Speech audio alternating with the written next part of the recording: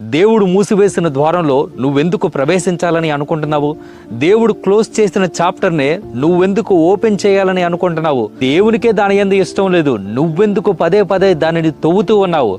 నువ్వు నీ గతాన్ని తలుచుకొని వర్తమానాన్ని వృధా చేయాలనేది దేవుని ఉద్దేశం కానే కాదు. నీ గతం అనేది ఎప్పుడో గతించిపోయినది. మునుపటి వాటిని మీరు జ్ఞాపకం చేసుకొనకుడి, పూర్వకాలపు సంగతులను మీరు తలంచుకొనకుడి.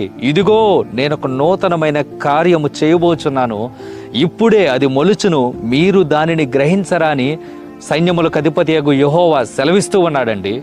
దేవుడు నీ భవిష్యత్తు పట్ల గొప్ప ప్రణాళికలు కలిగి ఉన్నాడు.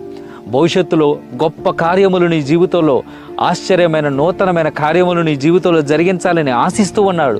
మీ దృష్టిని ఎప్పుడూ కూడా దేవుడు జరిగించబోయే ఆశ్చర్య కార్యముల మీద కేంద్రీకరించండి, కానీ జరిగిపోయిన విషయాల మీద కానీ, గతించిన మీ గతం మీద కానీ మీ దృష్టి ఏమాత్రం ఉంచకుడి.